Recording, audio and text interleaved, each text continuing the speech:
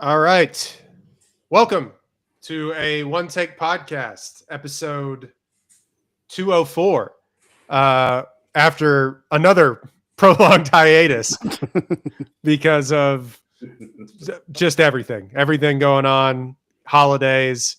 We didn't see Avatar. That was kind of part of it. We might be the only movie podcast in the world where none of the three hosts saw Avatar. That's crazy, actually. I mean, like, kind of a bad job by us, but like, also, who gives a shit? You know, whatever. Because made $1 billion. Because I made Monique come to a Fast 10 with me, and I made Monique come to the last Mission Impossible movie with me, and neither one of those movies were particularly great. She said my punishment is that I have to watch Avatar with her. I have avoided it so far, but it is somewhere looming in my future, and I just don't look forward to that experience at all. I hate the Avatar movie. Well, I've only seen one of them, and I hate it, and I don't want to watch. I don't want to watch Avatar, but at some point I may be forced to do so. When I saw the runtime, I was just like, "You just have to be kidding me," you know? Yeah, I thought it was I thought I was just gonna be like, okay, whatever. I'm gonna go see it. Like it's Avatar. Like everyone goes and sees them. But no, I just didn't. I just couldn't be asked. Couldn't be moved. just didn't happen. And there was a lot of stuff that came out that like made good money that we haven't talked about because of the high. Like Zootopia made the most money that's ever been made in a movie theater. Apparently, Marty Supreme, which is what we're talking about here today. I should deep tease. We're talking about Martin Superior today on the podcast, and so Marty Supreme is now. What was the headline that I saw the other day that Marty Supreme passed which film in just Civil War? Well, it wasn't Civil War. It passed one battle after another. Yeah, that's what it was. It passed one battle after another in box office, which is like why I compare two bad bitches, you know. But like, hey man, all the Twitter nerds are getting a little high on the horse about one battle after another. I don't know, bros. That shit might not be sweeping like y'all think. I think the backlash is. I think we've hit the pendulum where the backlash is like now people like actually hate this movie. We're in the discourse. The discourse surrounding this film is some of the worst discourse ever, and the Oscars aren't until fucking March. I don't think I could do another 2 months of the current discourse around this film. I just can't do anymore, and it's only going to get louder because we're literally in the middle of an Oscar campaign. But man, I am tired of it, guys. We don't have to compare two bad bitches against each other for the next 2 months. We don't have to compare it to Sinners. We don't have to compare it to Marty Supreme. Although I've seen less of that. It seems like it's really driven by Sinners, by Sinners and people that love Sinners. And look, me and Dax have already told y'all Sinners is the best movie of the year. You know where this podcast stands, but we don't have to do. We don't. I've reached a point where I'm annoyed by both sides of the one battle after another discourse. The people that hold it up as some unquestionable, you can't say anything bad about this movie, it can't be questioned, it's perfect, are really annoying me. But also the people that are finding the dumbest possible takes on the movie about why they're criticizing it, I think that's annoying. I think there are some real legitimate criticisms of the movie. That didn't stop it from being a fucking banger, but we don't have to do this discourse anymore. Please, I'm begging you. Unfortunately for Sinners, it's killers of the Flower Moon hours out here for it. Yeah, it's feeling that way. Yeah, unfortunately for our baby boy, I don't know if it's looking hot, but hey, we'll always have that theater experience, right? Speaking of theater experiences, the one movie that I got to go to because of my job and family obligations and everything else, Marty Supreme. I finally like carved out, which wasn't easy to do because Marty Supreme also 2.5 hours long. Yeah. Joshua Safdie, what are you doing, brother? Yeah, let's tighten up a little bit, brother. But so I had to carve out 4 hours out of my day to go see this movie. Also went to Temple because Cinemark in Waco still has rats, and so I'm not like, I'm not messing with it. As soon as I see the first Google review that confirms that there's no more rats, I'm back in there. But as for right now, AMC A-list, and then I'm driving my ass to Temple. But anyway. So since the last time you've been there, you've seen more Google reviews that they got rats? Like, yeah. Jesus. Mice. Mice. maybe rats, but we'll have to say. If I keep seeing, I go. This is what I do. I go to most recent Google reviews, and it's just like, if I 1 star mice is like the top one. You know what? I'm not back. Still not time to go back. Not time to go back. Once you figure it out, I'll be back. But until then, anyway. I don't know. Marty Supreme, 2025 movie came out Christmas Day release. Hell yeah. Merry Christmas. You want to do cocaine? Merry Christmas. Right. When did Timmy C? When did he start campaigning for this? It feels like it started over the summer. Like it feels like he was putting out like that weird ping pong video with him in the that's probably, if we go to his Twitter, I would guarantee that's in August. He put himself on the sphere so long. And it's gonna work. He's gonna win Best Actor. Like it's like there's this you know how when SNL was hiring all the new writers or whatever, everyone's finding their old TikToks and they're like just really cringe and bad and weird. Yeah. There was like some other like up and coming person who hasn't made it to SNL yet, but is doing the same kind of like cringy, weird Gen Z humor. Oh, the one where just she's like sat in the background of that video. The one where she's like in a tennis racket or in like tennis get up with a racket and talking about it. And he's just sitting there. He's just sitting there staring at you the whole time. And I was like, what the fuck is this? Why does this have 250,000 likes? What's happening? Like, I got to tell you, he's killing it. He's killing it. White boy of the year for sure. Yeah. Let me hold on. Goddamn. When if you had to bet when that first sort of weird video came out, when do you think it was?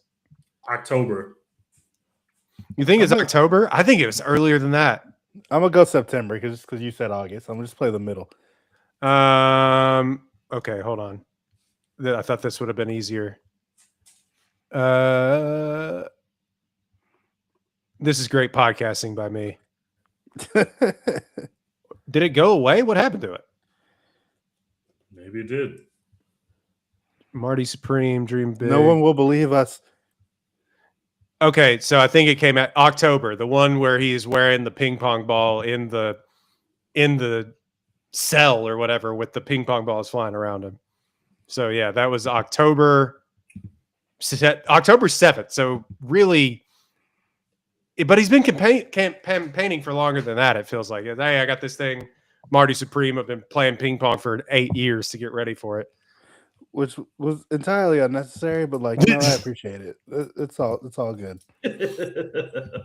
Tweet out this episode, but so yeah, Marty Supreme, 2025, 2 hours 29 minutes long. Josh, you got a little too much dip on your chip, but we can talk about it. 8.2 on IMDb. Marty Mauser, a young man with a dream no one respects, goes to hell and back in pursuit of greatness.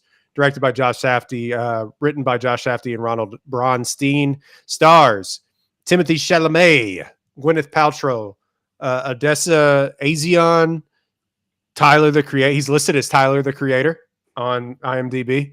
Yeah, which is weird because he has his full name like everywhere else. It's mentioned. But. I wonder what he is in the credits. I think it's his full name in the credits. I think it's Tyler Okanama. Yeah. One of those, something like that. Yeah, host of other character actors that you would know, but also George Gervin as Lawrence. Also, other non-actors, including in the main villain role. Yeah. So Josh Safdie has this thing, which is like straight cribbing from Martin Scorsese, which good for him for doing it. Like Martin Scorsese's like generations later heir apparent is Josh Safdie with these New York films and stuff like that. And you can tell it's just all inspired by it. But just he goes to the school of who the fuck is that guy and where did you find him? Mm-hmm. Yeah, thanks. Martin Scorsese's been doing that for generations, but in all of their films and in the 2 subsequent Safdie brothers films and then this film, it's just like Timothy Chalamet told a story today that he was acting next to somebody that was like just got out of a stint in jail. No, not jail. No, like prison. Sorry. Yeah, like did like 30 years. So about to beat his ass. Crazy. Yeah, so just a host of a bunch of faces that maybe you've seen, including Tracy McGrady. What? And the nanny. Oh yeah, I forget. Like, God, IMDb sucks as far as like listing where these people are. But yeah, Fran Drescher's in this movie. Oh, and we haven't even said Kevin O'Leary is in this movie. That's the big. He's been all over the. He's also doing an Oscar campaign. Has he been nominated for anything? I don't think so, but but I don't think that's going to stop him from trying. He's like Bloomberg in this thing. He's like, I'm here. I'm rich. Damn it, I'm campaigning. He came out this week and said he wants to play a Bond villain. Yeah, me too. Fucking Kevin O'Leary. I love to play a Bond villain. What are you talking about here? But he has the make it shake money to actually do it. Like he could I'll back your movie. Except for Amazon. Rami Malek. Except for Amazon owns that now. So I don't think it matters. God, you just reminded me of Rami Malek. Crazy guy. Movie. I didn't even remember that happened until you just said that. You just ruined my movie. In an otherwise really good movie. Yeah, like the rest of the movie's good. Like that guy stinks, man. They really let us down. Why does everything have to end badly? There's been a lot of discourse about Stranger Things since the last time we recorded, which I was smart enough to know to avoid this season. Thank God. Is anything going to end good ever again? Like, are we ever going to have somebody give us an ending that everybody's like roundly happy with? No, nothing happens and everything ends. And if it does end well, we're just gonna bring it back like Avengers Doomsday. Yeah, that's fair. If it ends well, then we're just gonna make another ending. Like, yeah. We'll talk about. We're gonna have a longer podcast, I think, but we'll talk about Stranger Things and what we're watching. Don't you worry. I have some thoughts, capital T thoughts. Marty Supreme has made. It was a $65 million budget. It made. Do we want to play a guess the box office? Oh, 215. Well, this can't be right. So I think somebody lied on Twitter. What do you mean? Because you're saying that tweet about it having more money than One Batter After Another is probably yes. It's 100% not true. One Batter After Another made like what, 80 or 90 or something? It didn't make that much, did it? I want to say One Battle After Another made $100 million. Maybe it did. This is still a PTA movie. I don't think it got there. I don't think it made that much. That can't be right. This is great podcasting. You can tell we haven't done this in forever because I'm just like looking. Okay, so One Battle After Another, gross worldwide total. I'd have to find that tweet, but gross worldwide total, One Battle After Another made $206 million. Damn. This says, okay, it might be a U.S. gross. Maybe. That's probably it because I'll just tell you the box office. Gross worldwide, Marty Supreme has made $79 million. But I don't know how wide it's gone because in the U.S. and Canada, this can be true. It's made up to right now $70 million in the U.S. and Canada. So that's kind of right. You think this movie is popular in Japan? I don't know if it's been there yet, but it was hardly in the United States. That's a good point. Let's see. I'm DB Pro to check out the box office. No, thank you. Not going to do that. So this got great reviews as opposed to the other Safdie brother movie this year. Stinks. We'll talk about that. Stink, but it's not going to make our list of the best sports movies of the 21st century. We're not. It's not going to make it. I can tell you that right now.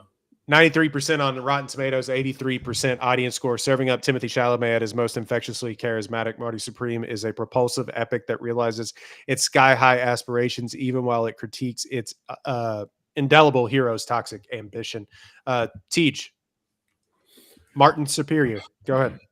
I've really enjoyed Marty Supreme. I am a huge fan of Uncut Gems, and I think I would probably have Uncut Gems ranked slightly above my Marty Supreme experience, but only slightly. But I think there's some really cool shit in this movie. The stretch of the movie where Marty gets back from the first tournament that he loses in Britain, or the French Open of rugby in France, when he gets back, and that kind of stretch where he gets back from the pyramids and you go through, he almost gets arrested at his house. Then he has to go out into the streets. He finds his ex-boo thing who sees that she's pregnant. She's in the pet store. There's a fucking aardvark or like I forgot what animal that was in there, just randomly. Armadillo's in there. The husband comes in there. Now he's yelling at him. Now he wants to fight him. He's running through the streets. And then he gets into the hotel. Then he falls through the hotel. Like that stretch of movie, like that was Uncut Gems, pacing wise, and the craziest possible things are happening on screen. And that is some of the one of the best 20-minute stretches of fun I've had at the movies this year. I just it is going so fast. It is so insane. There's so many people talking. I said this about Uncut Gems, but like they do, what he does better than anybody else is having a scene where there are 9 people talking, having 9 different conversations, but somehow you are catching the pieces of them that you're supposed to catch to kind of get the feel he's trying to. That's not easy stuff to do, bro. When they're in Uncut Gems walking through these jewelry places that are so packed full of people, and you're hearing all these conversations, like the way that the sound is edited, it's just perfect. I thought you get similar stuff here.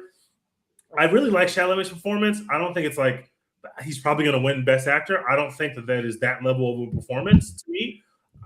He's just like a perfect person to play the character, but I didn't feel like I was way more impressed with what he did in Dune 2 in terms of how we're going to capture someone in their moment of saying this is his best performance. I don't think this is his best performance, but I thought he was great in the movie. I really liked the whole cast, even Kevin O'Leary, even though he seems like, I don't know a lot about him, but he seems like kind of a douchebag, like in his personal life, and people don't like him. I don't know much more about him than that, but even he does a good job. Like, I didn't know that guy wasn't an actor, and it doesn't feel like you're watching. You've never watched Shark Tank? I've never watched. I don't watch Shark Tank. Like, that's not one of my reality. I like my reality shows way smarter or way dumber, not in the middle.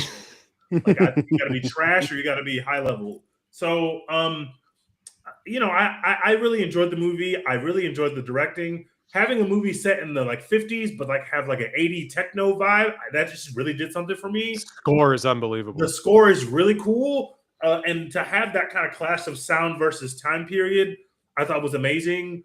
And I really one of my favorite tropes in sports movies is when you don't end at the big game. I know most of our sports movies, you have to end at the big game, and that's how we like it. That's what we are accustomed to. That's what we want to see. So to have his big game really be like a game that only means something to him and doesn't really mean anything else to anyone else, that is just such a cool concept to me, given everything that he had to go through to get to this point in his life where he gets out there to Japan.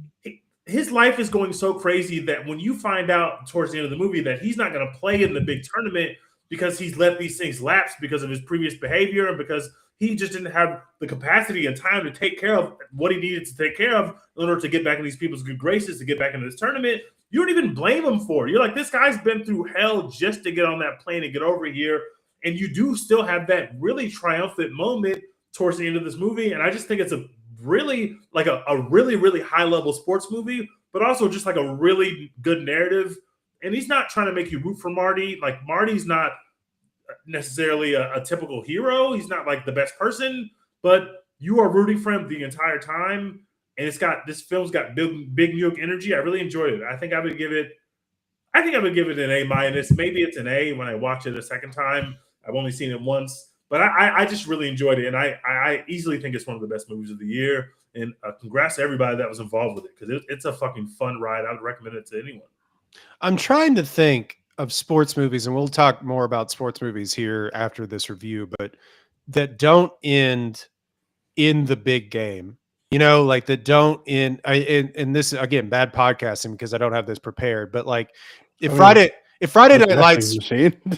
Yeah, the Smashing Machine. Yeah, I mean, just speaking of one that we reviewed earlier this year. Care about none of the games in the Smashing Machine. He couldn't care if he was playing for the fight. He could have been fighting Mike Tyson. Mike Deck was out, bro. He didn't care. But homie loses in the semifinals, and then he's just in the shower while his friend. Yeah, that's a good point. I mean, if Friday Night Lights actually followed what actually happened, then that movie would have ended in the semifinals or the quarterfinals of the high school playoffs. But that ends in the big game. I think Remember the Titans is the same. No, Remember the Titans, they win the championship. No, I'm talking about real life. They didn't win it. Oh, really? Yeah, I think they lost in the second round. They lost in the semifinals or something like that. I think. Don't quote me. Don't quote me, guys. Don't kill me. This one we used to just lie. Just movies used to just lie about like we used to just be lying. I love that. No, so lying. Rocky is a big, like, you do end at the big fight, but Rocky loses the big fight. But I like the decision. Like, he doesn't even get. It's not like he gets into the ring and then gets knocked out. Like, we've seen that before. He doesn't even get to play in the big Super Bowls in the movie. To me, that is such a creative way to tell a sports story. That makes your movie inherently different, and you have the ability or capacity to piss off voters. And so the amount of stuff we've got to put our protagonist through to make you still feel like he won, even though what he really won nothing. Like, the people who left that stadium probably don't even know his name. They don't give a shit that he won this. Their hero is about to go win the big tournament. Who cares about what happened in the back playing pickup? I just won Game 7 in the stadium. Like, but that meant something to Marty, and I just think that's such a creative way to tell a sports story. And that is, I just think that they really, I like the way that Safdies make movies, but I don't think that we should shit on the other brother because his movie's not as good. And I don't think that we should think that only this brother has the juice, because what the other brother tried to do was harder than what happened to Marty Supreme, because Marty Supreme's got big Uncut Gems energy. It's the same city. It's got the same vibe. Some of the cutting speed is the same. Not to take anything away from Marty Supreme, which is easily the superior movie, but I think it's cool that the other Safdie went and tried something a little bit different to tell a little bit different of a sports story. I didn't think it was as bad as Dex thought it was. So I'm the jury's still out on me about which of the Safdies has the juice. I will say that it's 1-0 Benny or 1-0 Josh, but I don't think that the fight is over yet. That's all I'll say. Benny's doing some over. I think it's TKO, first round knockout. Crazy, if he wins Best Picture, I will agree, but he's not going to win Best Picture. No, but this movie is unfair to Benny because Benny's doing a lot of interesting stuff, especially with acting. He's like apparently Christopher Nolan's favorite. Like he's in his movies. He was the dad in Are You There, God? It's Me, Margaret. Yeah, he is. Like he's just doing very fun movie, but like he's just doing some interesting stuff with his career. He just so happened to also make a sports movie in the same year that his brother made a better sports movie. And for some reason, his brother making a better sports, it's not fair, but it's not fair at all. It's not fair, but for some reason, his movie being less than Marty Supreme knocks down his movie for me. And I don't know why. Like, that's not fair, but it just has how I feel. Not fair. Yeah. Also, like, Benny made a movie about a real guy who is still alive and like walking around and wanted to be involved, literally doing interviews. And Josh just made some shit up basically. Like, yeah, there's a real guy named Marty whatever, but like it has nothing to do with this movie. So yeah, it's just way different.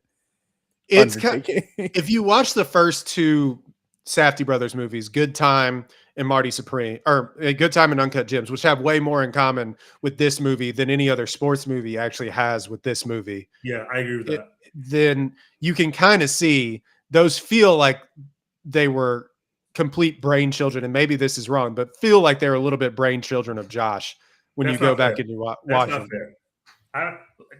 Josh is literally living in the same neighborhood in which he started to build his house. That doesn't mean that he built the house by himself. It just means that he was smart enough to stay in the house to make his third movie, as opposed to Benny, who left the house completely and tried to do something completely different. It could be that that's right. I just don't think we have enough evidence to say that yet. I don't think we said that yet. That's fair. We got to see what he does next.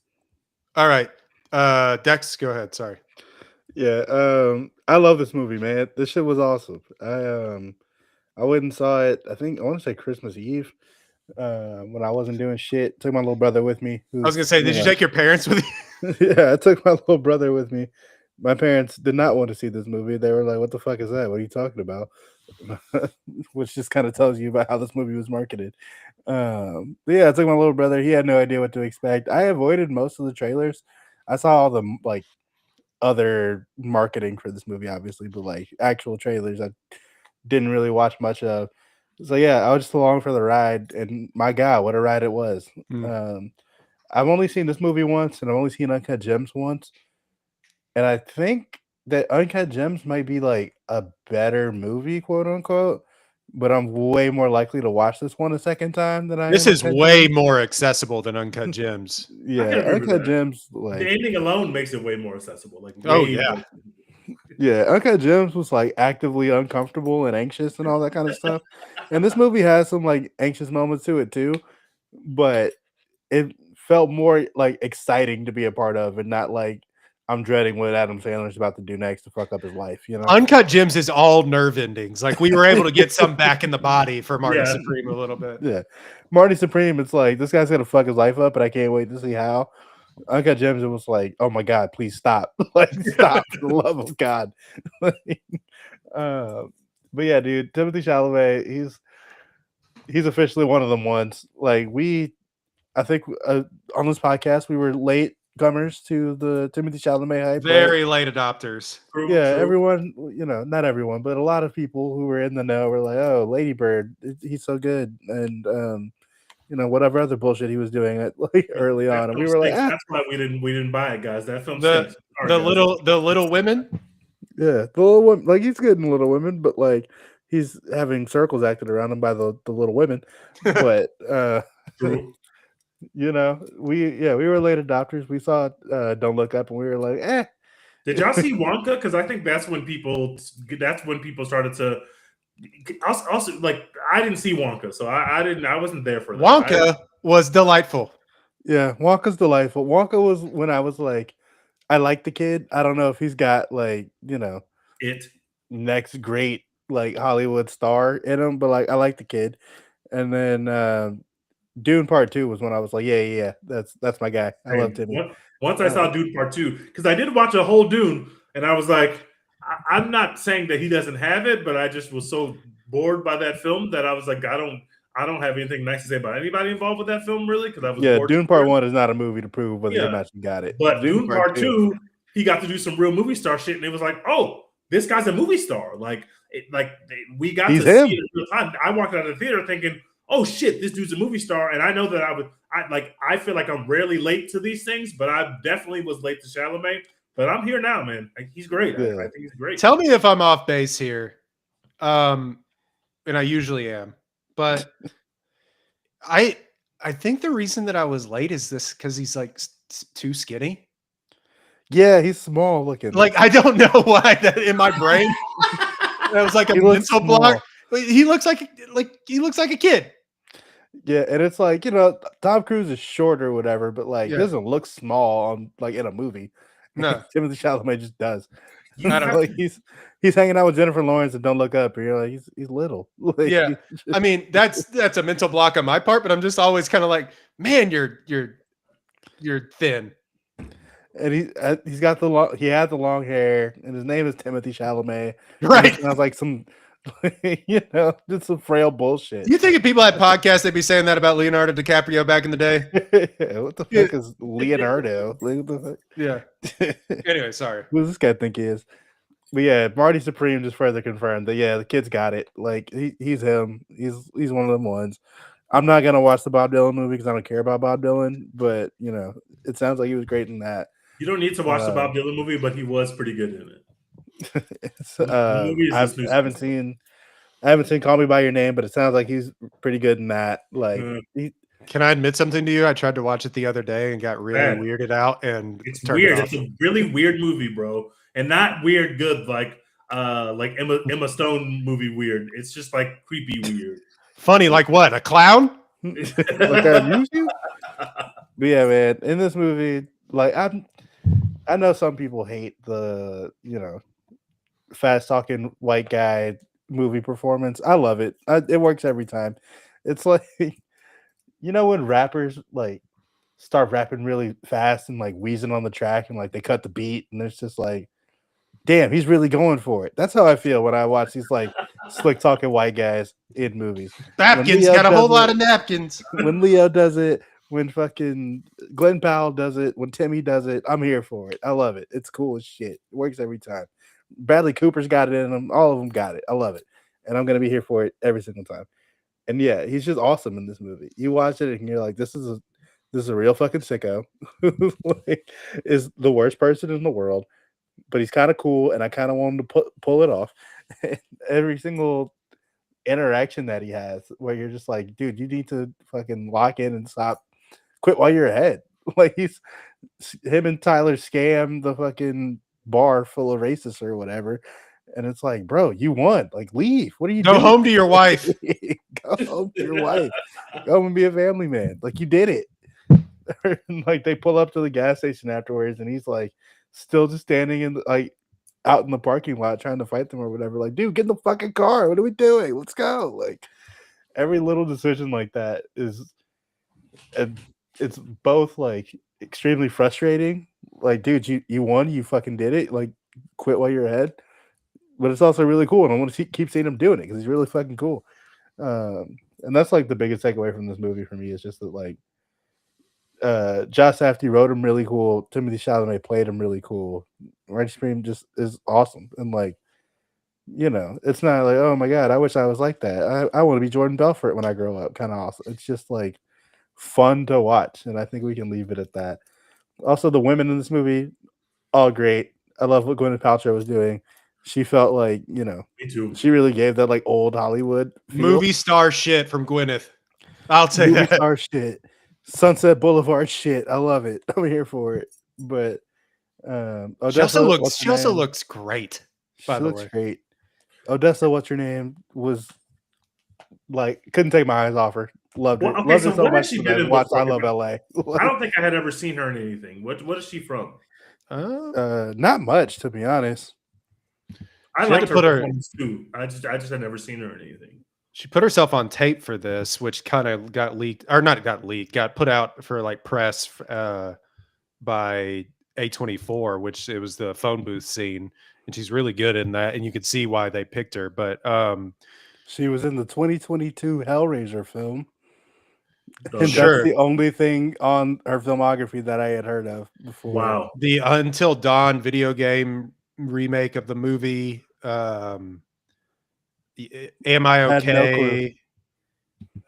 Like, I don't, yeah. Like, I feel like I've seen her before, but not, she was in, nobody watched this, but I did. It was called, because I'm, better, but like, it's called Wayne, which was a series that like, I forget what it originally aired on and then went to Prime Video. But she was in Wayne for like 2 episodes, which is a crazy series. Y'all should watch it. I think it's on Tubi now, but anyway. So yeah, she hasn't been in a lot of big projects. Well, she's her phone's going to be ringing because I think that she did a great job. You know what I think? I think that part of the like what gives like you have to be able to be a certain kind of movie star to be able to be in a scenario where you are the broke guy, but for one night only or for a couple nights, you've kind of even the odds of like now you're staying in the biggest hotel in the world, but can you actually pull the trigger of putting that situation? Like, what if you happen to be staying at the nicest hotel in New York City just by happenstance for your job, and then all of a sudden like Rihanna walked in, like because you are where you are at that moment, like she would think upon meeting you that you might be of means, and so could you actually pull the trigger if Rihanna thought you were rich enough to date her for one night? Could you actually pull Rihanna if you were quirky enough and gave her enough charm, even though she walked in with her husband? And Chalamet gives an energy where you're like, yeah, he could pull that off. And maybe it's because he's dating a Kardashian. Like sometimes like who the person is in real life bleeds onto the screen. But you've got to be able to pull that off because we know that he's broke and he's the kind of movie. Like if you put Tom Hanks in that position, like we know prime Tom Hanks can do it because we know he's Tom Hanks, right? Like we've seen him in enough situations to where Tom Hanks is charming enough to where he can get the girl. Chalamet is kind of the same way. He's got kind of the same, he could be an asshole, but can also be charming. And even while he's being an asshole, he can kind of be likable. That's not an easy thing to pull off. That's not an easy thing to write, let alone act. And I just thought he did a great job. Chalamet sort of has, I get what you're saying. Chalamet sort of has the everyman thing that younger Tom Hanks did, like Big or something like that. But what he did was like, Tom Hanks historically like killed him with kindness in anything, and like women would fall for Tom Hanks on the screen because he's kind of like this all shucks kind of guy. Yeah. Timothy Chalamet, this character is like I think closer to what Timothy Chalamet is in real life than what he puts out like in the media. I would have to like that's maybe not fair, but like this character definitely does give like because with everything being so niche and micro targeted at this point, it's like the coolest people in whatever hobby are like not actually like famous or whatever to people outside of the hobby. Mm-hmm. Timothy Chalamet definitely and Marty Supreme gives like most popular guy in a very niche hobby. Like, you know, Yeah. it's like he's pulling the fucking regular ass neighbor girl who, like, you know, shops at the cheap ass shoe store that's under her apartment, and also he gets this one shot at Gwyneth Paltrow and he hits it, but it's like you could definitely see yourself showing your friend, and he hits like, it again. this like, is the high guy from the ping pong tournament that I was at, and then just being like, what? Like, that's the hot one from ping pong. Like, you know, They uggo him up a little bit in this. yeah, exactly.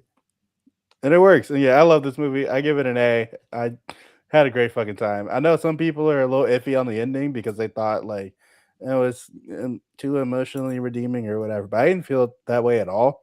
I just I thought didn't like, either. yeah, it's like not an emotional redemption. It's just like this is his life now. Like, I think it's really sad. I think it's really cathartic. yeah, Bad people have kids all the time. What makes bad that? people have kids all the time, and now it's like, oh, this is what you are now. You thought you were going to be the ping pong legend, but you're not. Now you got a kid. You're just a regular ass dude. Like, this is life. Welcome to 30, even though he's not 30. But you know, I think it is that my take is thank God that it ended like this. yep. Because if we had an uncut gems ending, I don't know if I would have come out like or Good Time. If you've seen Good Time, if it had a Good Time ending, which is also, I mean, it's also equally as like I don't remember how Good Time ended, but it was the sad. ending. No, he gets arrested and is like hauled off to jail while his like deaf brother is like I think taken to an institution or something like that, if I'm not mistaken. But like it's not a happy ending whatsoever. And if it had an ending like that, then I would have been devastated, I think, at the end of this movie. But it's still devastating in a way because it like, and he plays it really well. And this is why part of the reason why I think he's going to win the Oscar. Like all of the emotions of his decisions in the past 2 hours and 15 minutes come rushing in when he sees his kid. And he's like, oh God, what have I been doing this entire time? You know what I mean? At least that's how I read it. Yeah, same. And like that feeling doesn't have to be permanent. Like, you know, a lot of people have kids and they're like, oh, I got to get my act together. And they do it for like 3 months and then, you know, they're back to being not shit. So like that's on the table for him. It's not like, oh, he had a kid and he realized he was making bad decisions and now he's going to fix his life. Like it doesn't have to be all that. Like, yeah, it's not overall being back. That's not shit. It's not overall redeeming in a way. Yeah, like having a kid doesn't redeem you, but like I think that in a way, I just think it's played brilliantly because I think like I said, the emotions come rushing over him, and I guess at least was projecting onto him. It's like, you see what you've been doing for the past like none of that it matters anymore. You know what I mean? Mm-hmm. And so that's how I kind of read it. And which I would imagine, I haven't listened to interviews with Josh Safdie or anything like that, but that's what I would imagine the play was on that as well.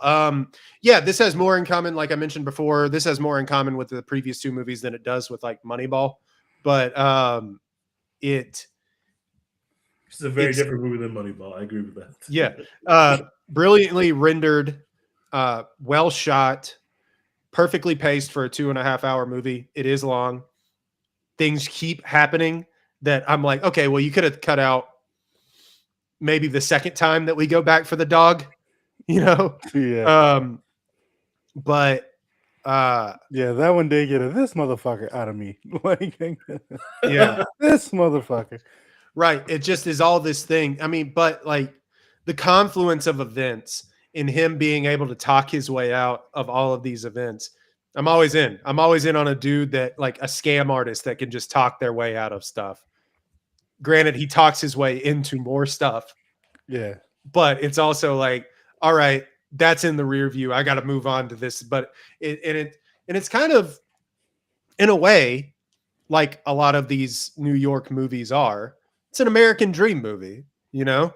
Like it's I am, come hell or high water, going to get the self-determination of America, especially 1950s America.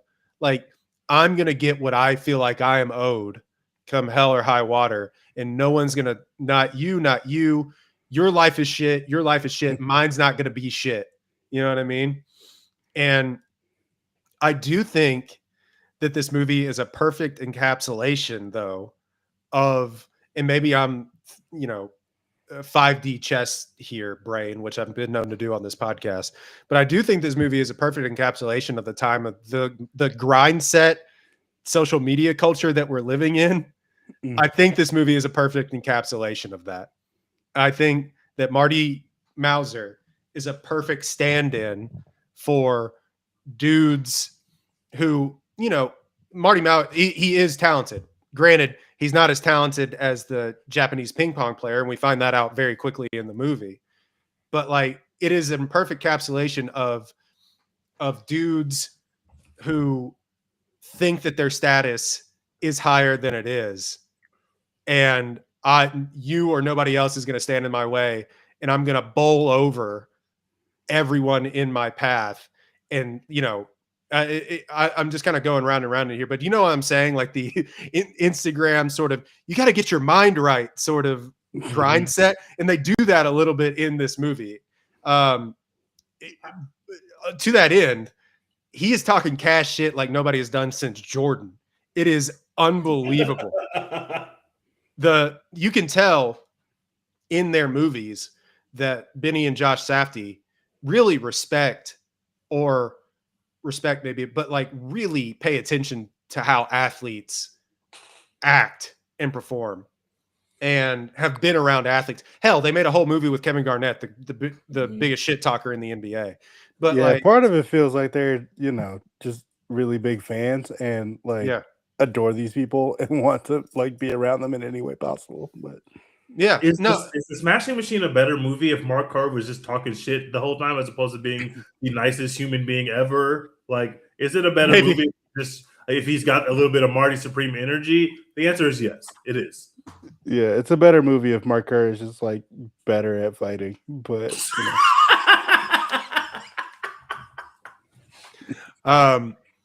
score is great. The propulsive nature of the movie is awesome. And ending any movie, I have a take that I think that Everybody Wants to Rule the World by Tears for Fears is the best song ever written. Dude, it's legitimately like top 5 songs of all time for me. It's so it's a perfect way to end the movie. It is a perfect needle drop to end the movie. It's mind blowing how good of a decision that was to use that song in that moment. That was absolute cinema. I love that. I literally started singing it like as the credits were rolling. Like I was just sitting there like, yeah. I played it on the way out of the theater. Caitlin was like, "What do you?" I was like, "Play Tears for Fears." She was like, "What?" I also really like the guy they cast for, what's his name, Endo, the Japanese champion guy.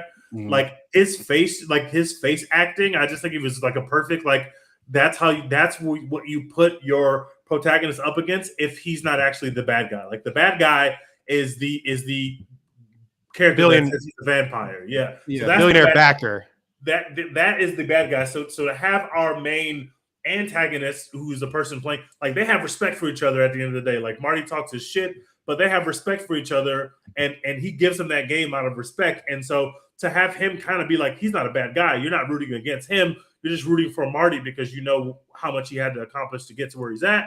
But you're not rooting against Endo. And I think Endo is like a perfect, like, straight man for what the energy Marty's giving. And I think that the level of casting at every level of this movie is unfortunately great. I know that there are people in the movie that people don't like personally, and I understand that. But in terms of like making a movie, I just think that the real gift of Safdie is that he can really cast a fucking movie, and he can really fill out the universe to make it feel real. And that is a real talent of a director. And obviously the people he works with in casting, they're just doing a great job. I mean, outside of Gwyneth Paltrow, like everyone looks like a real person in this movie.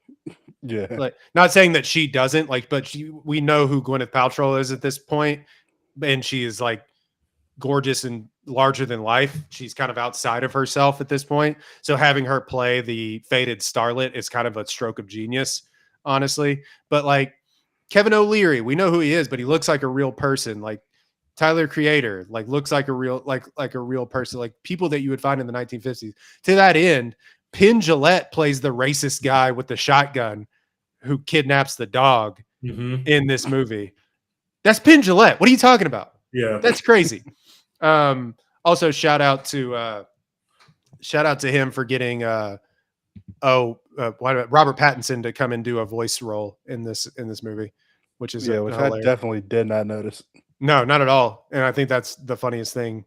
That's the funniest thing about it. But yeah, Kevin O'Leary's really good. Him dropping "I was born in 1601, I'm a vampire" is unbelievable. I know people scoff at that line. I think it's hilarious. I think it's great. Yeah, and I'm glad they didn't like make it literal. That would have been the dumbest shit I've ever heard.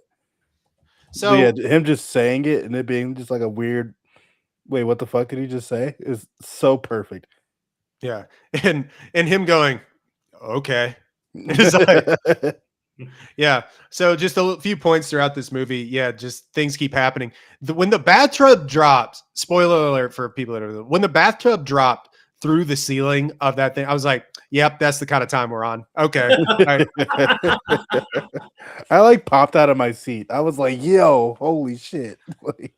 Whoever plays the gangster guy, the guy with the dog who Marty has to go take the dog from, I just think there's like another, like that guy is he's so good at his role. I just feel like up and down the call sheet, just everybody is just fucking crushing their roles no matter how long they're in the movie. And that's my favorite thing about the movie, is that I just feel like there's nobody I look at and say, oh, that person was miscast or should have been a different actor or actress. I just think everybody's kind of crushing it, and that's not easy to get.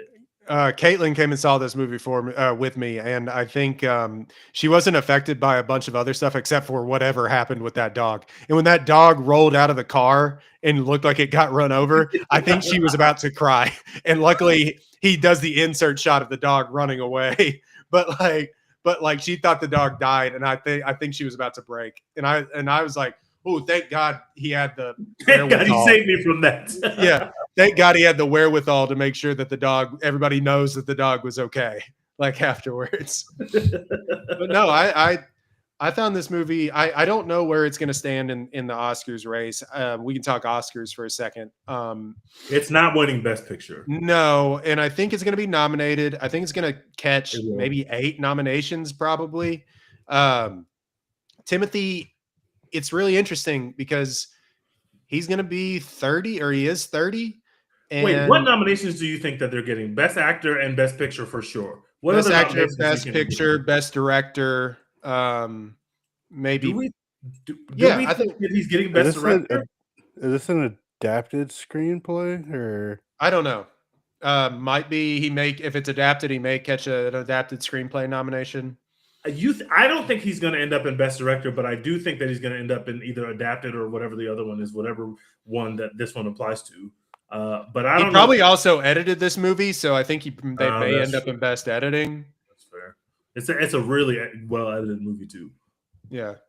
It could end up in score. It could end up there. I wouldn't be surprised by that. Yeah. So we can just look at the Golden Globes, which we don't have to really talk about, but no one respects those. Yeah, Critics Choice Awards was nominated, which is a kind of an interesting indicator, I think, of where the Oscars kind of go. But it was nominated for Best Picture, Best Director, Best Actor, Best Screenplay, Best Score, Best Editing, Best Production Design, and Best Ensemble casting ensemble. Okay, you're right. It's gonna clean up. It's gonna get 6 or it's gonna get a lot. I think it'll get like 6, 7, maybe 8 nominations. I cannot believe we're gonna have a Safdie brother up for Best Director. That's insane. And I think Timothy's gonna be 30 years old and is gonna win Best Actor. Who's this competition this year? Leo and Michael B. Jordan, Stellan Skarsgård, maybe. They're get to Michael B. Jordan. They're not gonna do that. No, they should though. That'd be fucking sick. They're not going to. That's not a thing. It'd be cool if they did. It would be much cooler if you did. I definitely have Leo and you can definitely give Michael B. Jordan the Lifetime Achievement Oscar right now. You can do it. It's funny. He's like 5 years older than Timothée Chalamet. Who else is going to contend for that? How old is he? Like 45? He's like, it's time. He played 2 roles and he killed them both. Let us have this. I might have a take that I have to. I don't know why I said he's 45. He's 38. So let's see. Critics' Choice Awards nominee, Best Actor, Timothy Chalamet. Joel Edgerton has a good shot at being nominated. Train Dreams is unbelievable. I haven't seen Train Dreams yet. Okay. It may not have the juice because nobody's really talking about it, but like, wait, is Joel Edgerton the guy from Smoke and the guy from the Jailbreak show? That guy who's I think he is in the Jailbreak show. What's it called? Blackbird or whatever? Is that guy's going to be nominated for Best Actor? That's Taron Egerton. Oh, okay. Wait, is Joel his dad? No, Joel Edgerton is one of the guys in Warrior. You'd know, look him up. You know if you saw him, but he's in The King with Timothy Chalamet, which is actually kind of interesting. The Great Gatsby. Okay. He's in The Green Knight, which sucks. But no, it's okay. Joel Edgerton's good at stuff. He's been around forever. So this may be how it goes. Timothy Chalamet, Joel Edgerton, Leonardo DiCaprio, Michael B. Jordan. Ethan Hawke has been getting some love for a movie that nobody saw called Blue Moon. There's always one. There's always one. Wagner Moura for The Secret Agent. I mean, he won, I think, like, he's been winning some awards. I think he won a Golden Globe recently, but there's one there that I think that maybe they give it to an international actor in that Wagner Moura or Stellan Skarsgård for God, what is that movie that everybody's talking about? Train Dreams? No. Sentimental Value? Sentimental Value, sorry. Yeah. When did y'all become aware of The Secret Agent as a movie that exists, apparently? Right now. A couple of days ago. Yeah, me too. I feel like there's always one movie that just pops up and it's like, wait, I've never heard of this film before. Like, I've never actually known that this film existed. I've never heard there was no marketing for this. So that is my history with The Secret Agent. I was looking up Oscar odds sometime this week and I was like, I keep seeing this The Secret Agent movie pop up. Literally never heard of that before. What the fuck is that? So that is a movie that exists. That is apparently a movie I need to see, but I have not seen it yet. Right now, the odds have Chalamet at minus 450, and then the next best odds are Leo with plus 550, and then after that is Wagner Moura for The Secret Agent. Minus 450 is crazy. He's going to win. He's been campaigning. We said that. He's been campaigning for 6 months. Oh, wait. I like Wagner Moura. I didn't know who that was. Yeah, he's Pablo Escobar. He's Pablo Escobar. Okay. Minus 450 is nuts. Like minus 450. Having to bet $450 to win $100 on Timothy Chalamet. Yeah, especially because it felt like last year when they didn't give it to him, it was like, not now, kid. Like when you're 40, you've been doing this for a little while. Then we'll look you up. But that's what they did. I mean, his Wario basically is Leonardo DiCaprio, and like they had to make Leonardo DiCaprio be 50 years old and crawl in a bear to like give him the best actor Oscar. We have just decided to skip the line. We have just decided that Timothy Chalamet, you got it. Yeah, you're gonna be like the youngest winner since what's his face won the first time for the pianist. It's always the worst when we have a generational. Adrian Broder, thank you. It's always the worst when you have a generational great who wins it for a movie that the fans don't have a good affinity for. Like, no, Leo fans don't give a fuck about The Remnant. Nobody ever watched The Revenant. Nobody ever watched it again after that Oscar run. Like, literally no one has watched it again ever. Nobody cares about it. Nobody would put it in their top 5, maybe even top 10 Leo movies because nobody ever thinks about it. And that's what he got awarded for first. I just hate when it happens like that. Happens. Yeah. I mean, it seems to happen to everyone except for Denzel. Except for Denzel and like Tom. I mean, Tom Hanks won early on, kind of in his dramatic acting career, but yeah, it tends to happen. Like Al Pacino got awarded for like Scent of a Woman or something like that late into his career. Like I think he was in his 50s or 60s when that movie came out, and that's when they gave him best actor. So it kind of happens a lot more than it should, but occasionally they're just like, yeah, Timmy, you got it. And it's going to happen. Yeah, I'm not saying he doesn't deserve it. Austin Butler took ice in. It's over. Yeah. You thought it was going to be you. Which those would be two, like, we complain about the death of the movie star a lot, or at least other podcasts do. Concern troll about it a lot. But those are two guys, along with, like, I mean, Michael B. Jordan's pushing 40, but, like, you know what I mean? Those are two guys that I'm really like, so are these two just going to be, like, duking it out for the next 50 years of our lives? Is that what's going to, God willing? Are those just the two? You know what I mean? I'm with it. Yeah, and then, I'm along for the ride. And then you get the Chad Glenn Powell coming in and doing whatever he's doing every now and again. Glenn Powell, brother, you got like another 5 years in you. You got to start making a shake. Hey, man, I'm not selling Glenn Powell stock. I don't care what y'all say. Me neither. Have y'all ever heard of a film called Rental Family? Yeah. What the Brendan Fraser joint? What? Brendan Fraser is going to make another Oscar bait movie again that's going to be nominated for Best Picture. It's got the tied for fifth highest odds to be nominated for Best Picture. Apparently, people love it. I didn't see anybody talking about that movie like after it came out. I saw obviously I saw the trailer and stuff when that first dropped because shout out to Garrett. He's obsessed with Brendan Fraser and he, was glazing that movie before it came out. But once it came out, nobody was talking about it anymore. So I just assumed it was kind of dead on arrival. It played in a couple showings in Waco, which it normally does. And this is my metric for if people talk about a movie or not. And granted, it's ruled by you coastal elites. But like it played for like a half a week in Waco.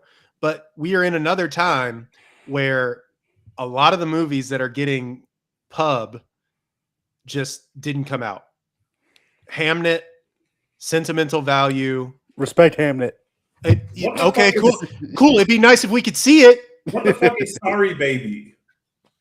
Oh, that's isn't that somebody's like debut film? Yeah, that's like she's that's on HBO now already. According to DraftKings, it's tied for the fifth highest odds to be nominated for Best Picture. Although now I'm seeing pretty much every movie they have is the same odds except for the top four, which are the three we know about in Hamnet. So everything else kind of has the same odds. So where's K-pop Demon Hunters? K-pop Demon Hunters is not listed here. Ah, damn it.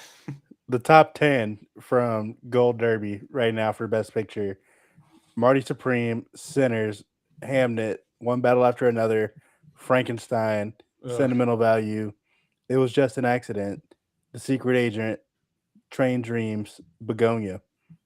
It was just an accident. What is that? It's a Korean film, which people it's from Park Chan-wook. It's from Park Chan-wook, which people love. But again, be nice if we could see it. Yeah, I would love to see Hamnet. Like, hey guys, I like Jesse Buckley a lot. I think Chloe Zhao is a bum, but I like Jesse Buckley enough to watch this film. Well, that's why you can't see it. Well, that's fair. I have said a lot of They won't let you in. Chloe to paint a picture of, I am your hater.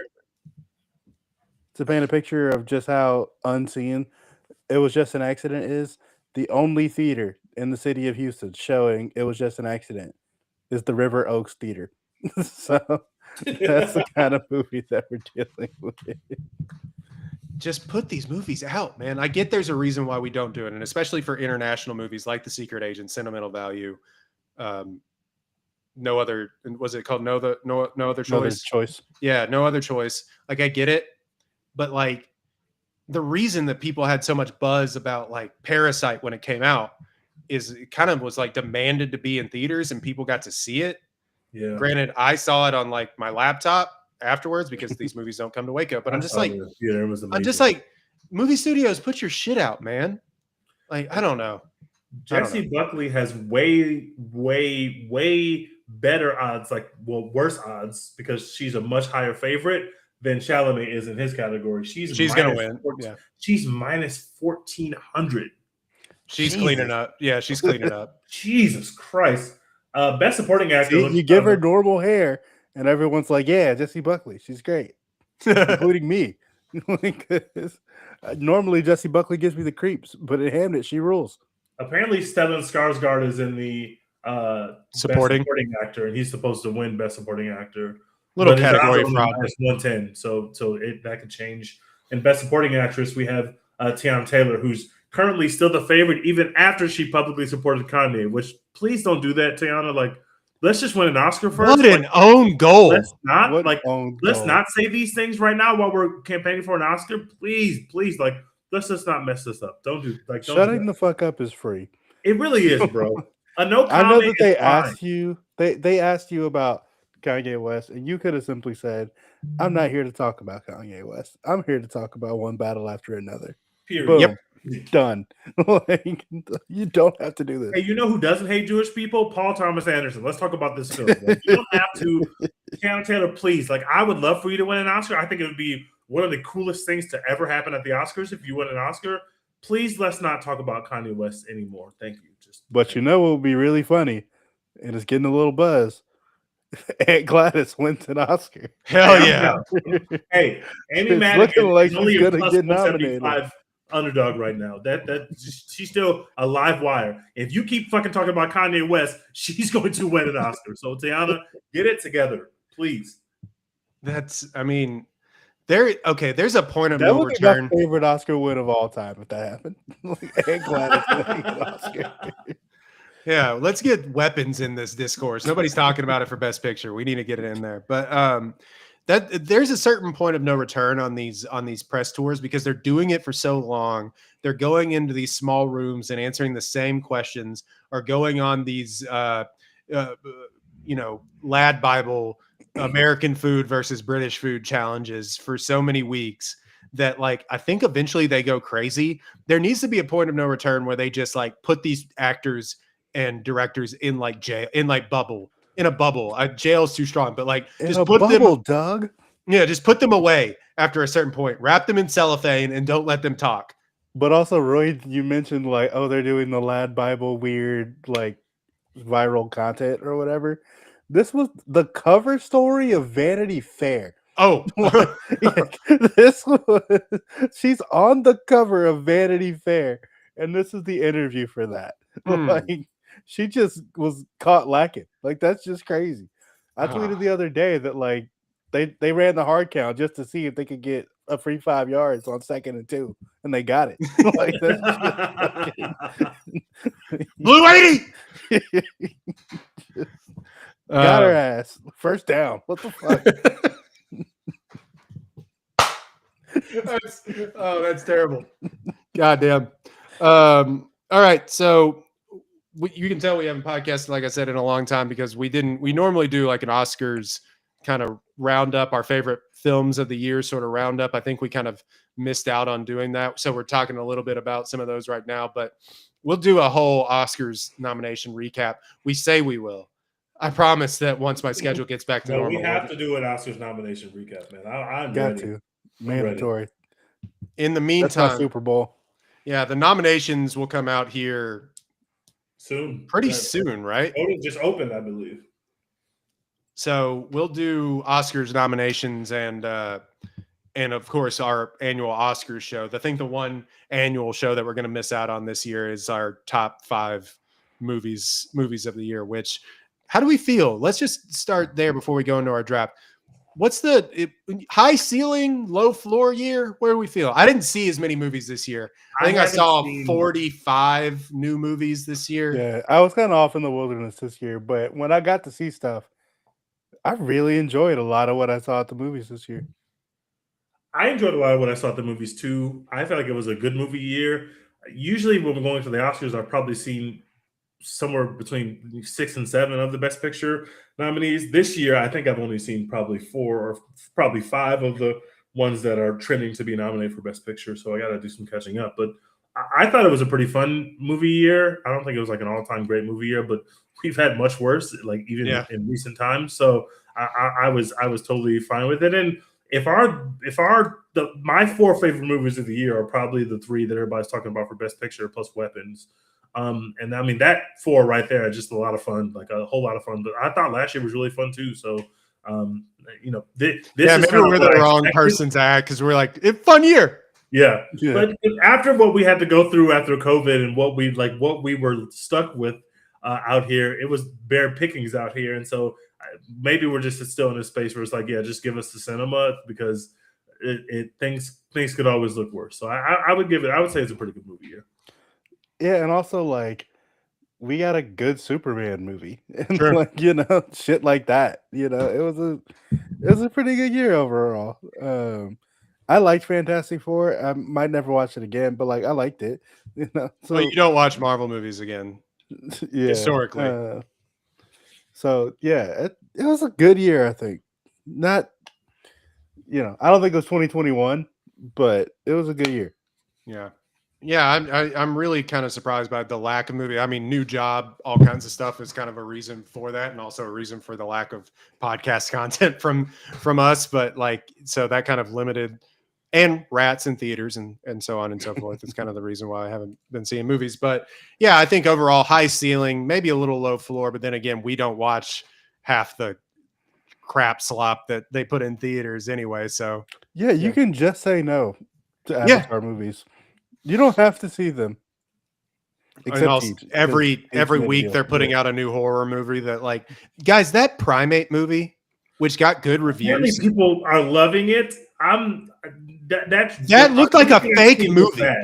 I've never been less interested in something. People are apparently obsessed with it. Apparently it got good reviews. That's been the water cooler talk because my desk is like where the water cooler is at work. So people are like, "Are you going to see that new movie Primate?" No, I'm not. Oh, you mean literal water cooler talk? Okay, like he's in an actual office doing actual office shit. Yeah, the literal water cooler like is at my desk, so I get all the water cooler talk. And Primate has come up a lot. No, I'm not seeing that shit. I'm good. Like I don't need that. Let's do best 21st. Actually, I said best 21st century. Let's do best sports movies of the 2000s since 2000. So best sports movies of the since 2000s draft. We're going to do, you want to do 5 picks? Yeah, fuck it. Yeah, let's do 5 picks. I'm just going to call it Tej, Royden, Dex. Done. Tej, Royden, Dex. So best sports movies since 2000. We're going to go in snake draft. I didn't do a deep dive. Hold on. What year? Oh, Remember the Titans came out in the year 2000. I'm taking Remember the Titans. That's number one overall. That's an easy decision for me. I fucking love Remember the Titans, man.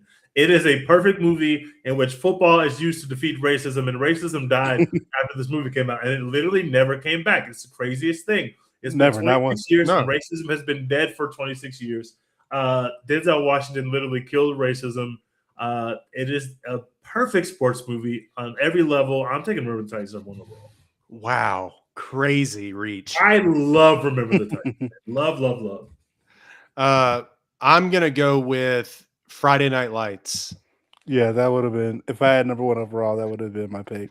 I'm going to go with Friday Night Lights. Still probably. Remember the Titans is about 900 times better of a movie than Friday Night Lights. You're high. Friday Night Lights is the third best version of this IP that exists. The book and the TV show are much better than this. It's an excellent movie. What are you talking about? I agree with your take that it's the third best IP. The TV show is 100 times better than this movie. So? But like the movie still rules. When's the last time you watched it? Recently, in the last 4 to 5 years. It's fine. It's fine. Great. It's great. I think is amazing. It's fine. The TV show is like literally 100 times better. It's so good. I think it's the best football movie that's been produced in the 21st century. And I think it may, I honestly go back and watch. It is, they're killing each other out there on that field. The football scenes are awesome. In that movie? No, they do not. You know what the TV show is? They don't have Tim Riggins either. That's true. But Billy Bob Thornton giving the best halftime speech this side of any given Sunday. He's the part of the movie that is like exceptional. The rest of it's just fine to me. But Billy Bob is just incredible as a Texas high school coach. He's just incredible. My heart's full. It's incredible. Can you be perfect? Dex. All right, for my turn, I'm going to take two, kind of offbeat sports, not the main big four. but I'm taking I, Tonya. Oh, which I the rules, man. I love I, Tonya. I love the Tonya Harding story. Any media about Tonya Harding, I will watch. The ESPN 30 for 30 Price of Gold is fucking incredible, and everyone should watch it. But yeah, Margot Robbie is great in that movie. Allison Janney's great in that movie, and like the story itself is just so fucking ridiculous and interesting. Like it, yeah, I, Tonya is great. And I'm also gonna take Ford v Ferrari because that movie. I thought I was gonna be able to steal that, dude. Matt Damon is just the coolest motherfucker ever in that movie, and Christian Bale is also like spectacular. But Matt Damon, every time he comes on the screen, you're just like, man, fuck yeah, I love America. Like, that scene where he takes propaganda that works. Yeah, where he takes Henry Ford in the Mustang and like drives him around, and he it's so good. You ready to go? Hit it, that a boy, boom, and he just like it's unreal. Yeah, that movie is American propaganda that I can believe in. You know, we need to return to that as a country, and not what we're doing now. Anyway, I, Tonya, Ford v Ferrari. My second pick is going to be Creed. Yeah. Yeah. Look, man, it should not work, and it is. It's unreal. Awesome. It's really good. I kind of like Ryan Coogler is really that guy, man. Ryan Coogler is just so fucking gifted. I mean, them running through the streets of Philadelphia with the what do you call it, the motorbikes and everything going by, and him. Oh, it's unreal. And the score to who's doing the who's rapping under the Over the Rocky score in that sequence? Meek? Is it Meek Mill? Yeah. On the sequence where the training sequence where they're going on the motorbikes. Yeah. It's Meek. It's unbelievable. Unreal. Should not work. And that's how you do franchise IP. That's how you reboot it. Yeah. One of the best legacy sequels we've ever seen. Yeah. Subsequently, also 2 other great sequels too. Really? It's actually insane how good that movie is. I think you're right. Like the biggest takeaway is like, holy shit, Cool is just that guy, bro. Like he's just that. He knows how to get people what they want to see at the box office. That's what I was going to choose as well. I figured it was going to go soon.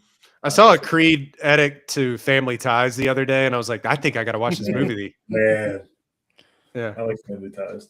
All right, I'm gonna go with. I gotta take Christy. That's crazy. A movie that totally is real and exists. I got 2 movies with here. I'm going with Hardball, the Keanu Reeves. You're going from the heart, man. R.I.P. to G Baby, 2001. R.I.P. G Baby. Great movie. And Keanu is just so fucking good in that role, man. He's great. Thank God for Keanu. And then get up, G. Get up. And then I'm taking Dodgeball, which is in the peak of the Vince Vaughn. I was watching Wedding Crashers this weekend. Man, the Vince Vaughn era was so much fun for me. I hate that he is who he is now, but I fucking love the Vince Vaughn movies. Right around that time, he just could not miss for me. His level of humor is just so funny. And what he's doing in Dodgeball is just so... I love Dodgeball. I think it's a great movie. I'm taking Dodgeball. You don't like Brawl in Cell Block 99 or whatever? I don't know what that is. It's by the same person who made that movie you hate called Dragged Over Concrete or whatever. Oh God. Don't get me started. That's right. That's fucking S. Craig Zoller. Actually, the Brawl in Cell Block 99 movie is actually kind of good. So I got to go with, Dex will scoff, but Moneyball is my favorite movie of the sports movie of the 21st century. I love that movie. It's fantastic. It's inaccurate. Who gives a shit? It's awesome. Yeah.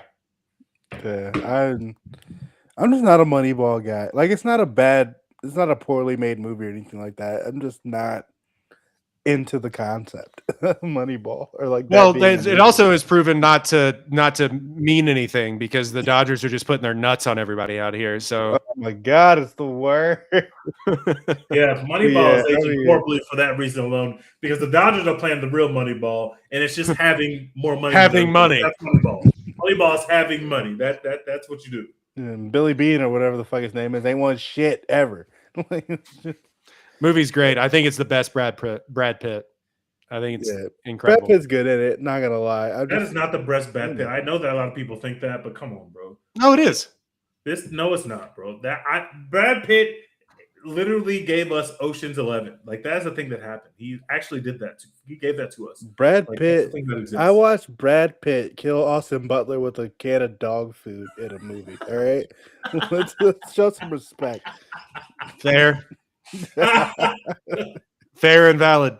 He lit a Nora on fire or whatever. Yeah, he like punched every young future Oscar nominee in the face in that movie.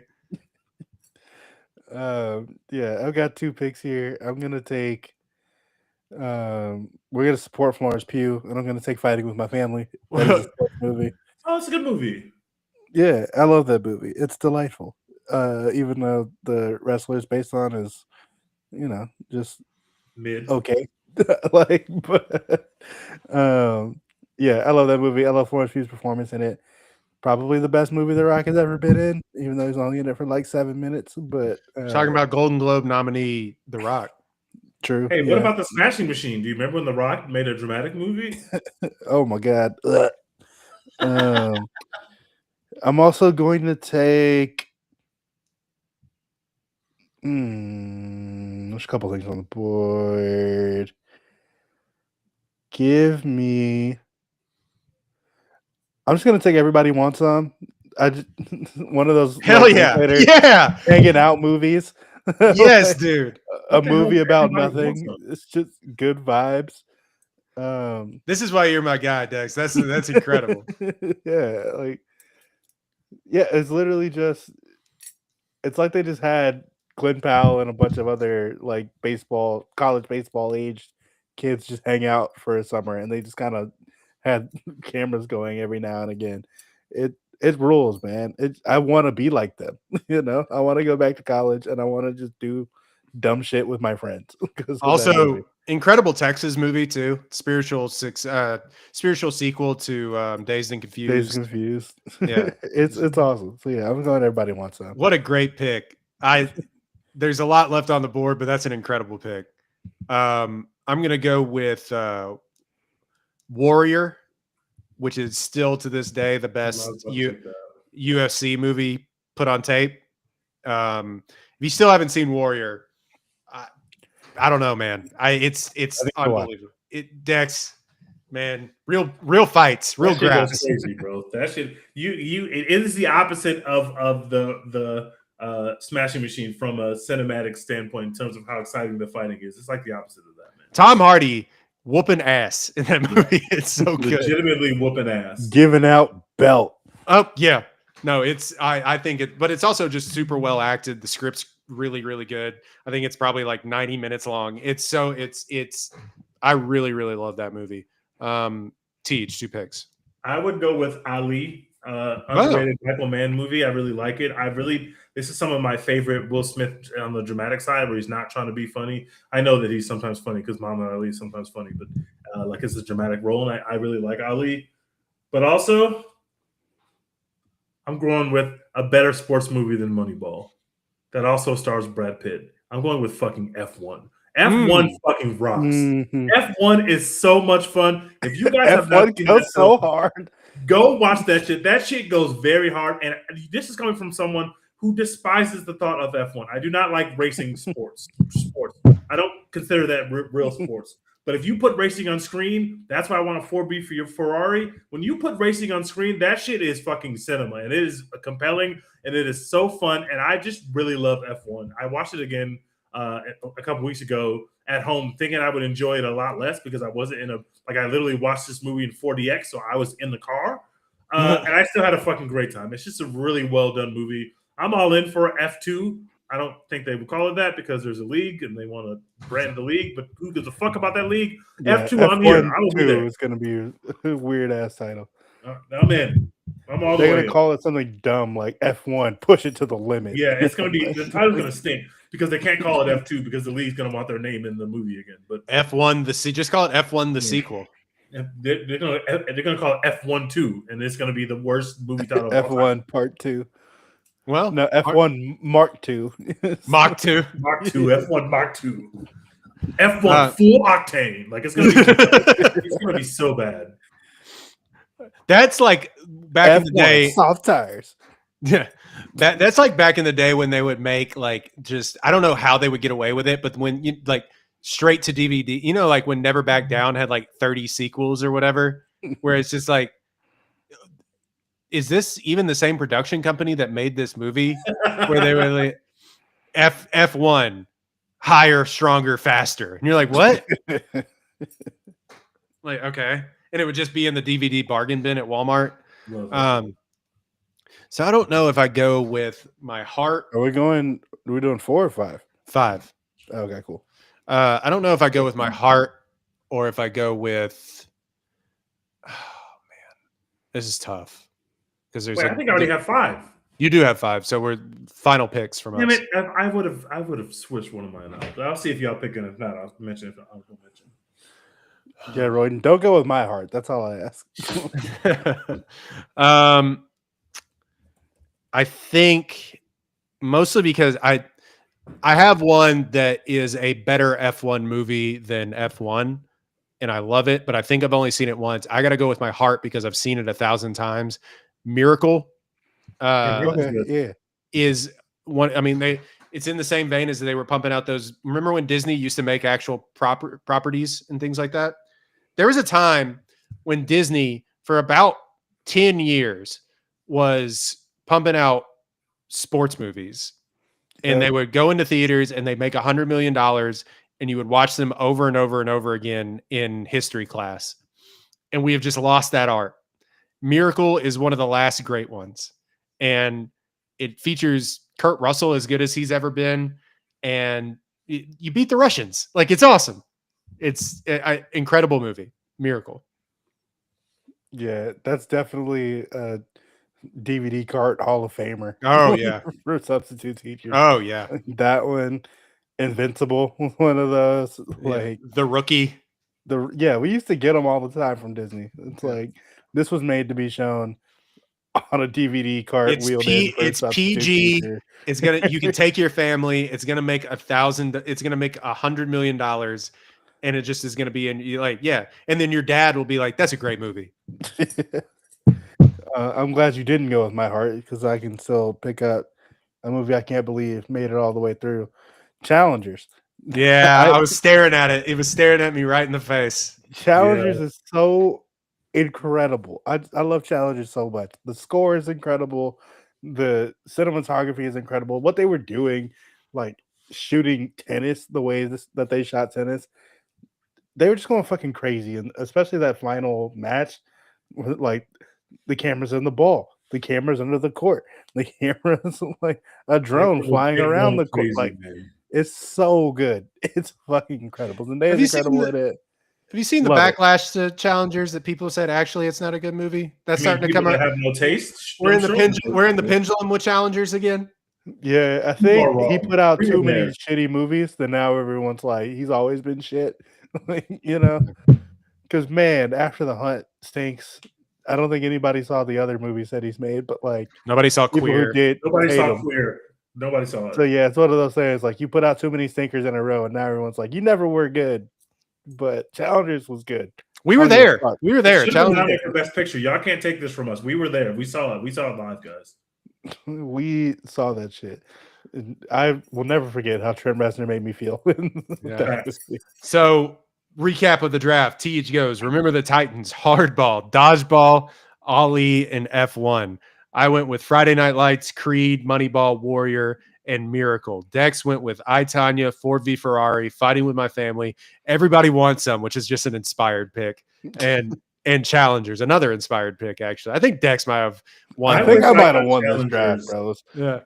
I also thought about Iron Claw. I thought about Iron Claw. I really like Iron Claw. What a tough hang. Tough watch, but great film, but very tough watch. I don't know if I'll ever revisit that. And that's like what I love about I think I will. Sports movies is like I can revisit it. That like is the mark of a great sports movie. But like not that. Yeah, Iron Claw, man. Ugh. Icky. Honorable mentions. Tej, did you have any? Other than Iron Claw, no. I just really wish I got challengers, so I think I'll cede the victory to Dex because that was a very, very great last choice. What a fucking incredible film! Let's see, Talladega Nights. Yeah, good. Yeah. Let's see, The Fighter, King Richard, which man, King that Richard, movie man, real good. Should have had a better shelf life, shouldn't it have? Hey man, shouldn't slap man in the face. Yeah. Hustle, which is like one of the newer ones that has come out that I really enjoyed from Adam Sandler. Oh yeah, shout out. I like that Hustle. That's right. I remember that. The Blind Side. Yeah. No, randomly don't. One that I really liked is Battle of the Sexes with Steve Carell and Emma Stone. It's a solid movie. Never seen it. I don't remember why, but I like bought it on iTunes for some reason, and so I just, like it's just in my Apple TV library. So every now and again, I'm like, oh yeah, that was like right in the peak of when Steve Carell was like competing for Oscars. Emma Stone was on the come up in that way too, and that movie just did not land with anybody. No, except me. Yeah. The movie that I almost wanted to pick is Rush from 2013, which I think is a superior F1 movie to F1. The other F1 movie, yeah. But it's when I saw that movie in theaters, it felt like I was flying, and yeah, that movie's really, really good. If you haven't seen it, go check out Rush. So we're already going long, but since we haven't been, and I don't know when the next time we are going to pod, we'll just give them a long podcast. Real quick, what are we watching? Because I know we probably all watched a lot of good stuff over the past couple of weeks. I'm watching His and Hers. I'm in the middle of it. So I started it last night. Okay, good. No spoilers. I'm on episode I need to tap in. That's also gotten some water cooler conversation. That's Netflix water cooler slop. Yeah, and you can tell it's like very tailored to that, but because the two leads are so talented, it's like so far I'm enjoying it. So far I like it. I see why people like it. Also, The Pit is back. I'm watching episode 2 tonight.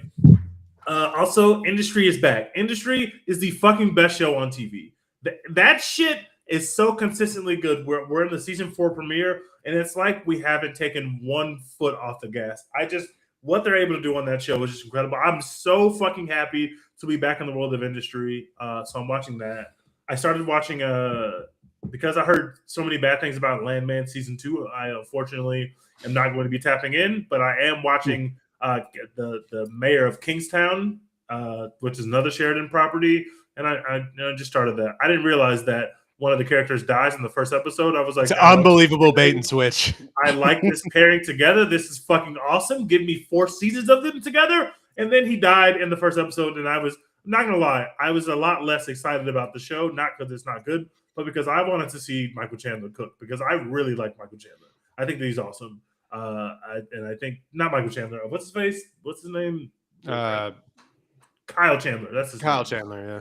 I really like Kyle Michael Chandler. The UFC fighter. Not the UFC fighter. God, I fucking hate that guy. No, I mean Coach Taylor from Friday Night Lights, the superior Friday Night Lights, the TV show. Incredible. The greatest coach in TV history. That guy. He is just incredible. And I was really looking forward to seeing him on the show. And then in like 20 minutes into the first episode, he dies. People were so mad about that I don't think they ever went back. I was not happy about it, but that's what I'm watching. Dex? Yeah, when I was sick from like New Year's until like January like 9th. So I was just like in my bed just watching random shit that I hadn't seen. So I watched the movie Chicago for the first time. Fucking incredible. Oh my god. I don't know how it took me that long to watch that movie as a movie musical lover. He had it coming. That's the most musical movie of all time. Like it's just is a musical. So much so that the director's been trying to recreate that feeling since then and has not done anything like it since. Yeah, and Royden, I want to apologize because like after watching that movie, I'm like, yeah, Moulin Rouge isn't that good, is it? Right, right. It's not good at all. It's not good. Thank you. Oh my god, it's been years. Oh, I feel like I'm going crazy. I still like Moulin Rouge, but it's like, okay, yes, yeah, fine. There's levels in this game. Yes. Yeah. Oh, I was uneducated. I was, I apologize. Oh my god, prayers answered. But yeah, watched that, loved it. I watched I I think it was on Peacock. It's all her fault. The Sarah Snook joint, the miniseries, pretty good. People are coming around on that. People are talking about it. I heard good things. And then I watched the Rachel Sennett. I don't know how you say her name. I watched her show on HBO. I Love LA, The White Insecure. I had a good time. The White Insecure is crazy. That's what it looks like. That's what it is.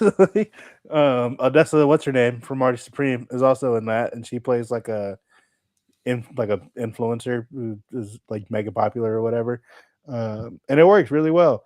I enjoyed it. It's like 8 episodes, I think, and I watched them all in like one sitting. I saw Hamnet, which I won't shut up about. I love that movie. I loved it so much I went online and bought a t-shirt. Must be nice to be God's favorite. Wait, do you have Hamnet as the best movie of the year? Is it that good? No, Sinner's better, but I love it.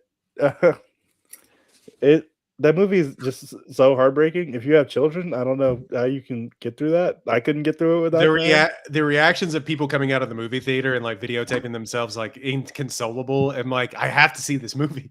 If you have kids, I don't know how you can watch that movie and not just like feel like shit. Because like I said, I teared up like 3 or 4 times. They show like 3 different perspectives of the same death in that movie, and I cried at all three perspectives. Not like they don't show the death 3 times, but like they show 3 different people reacting to the death, and each one of them made me cry. So Jessie Buckley wins the Oscar for that. Good for her. Hats off to her. She deserves it. Incredible. I rewatched Tar again because one day in the group chat we were just talking about Tar, and I was like, you know what? Watching it again. Movie still rules. Cate Blanchett was still robbed.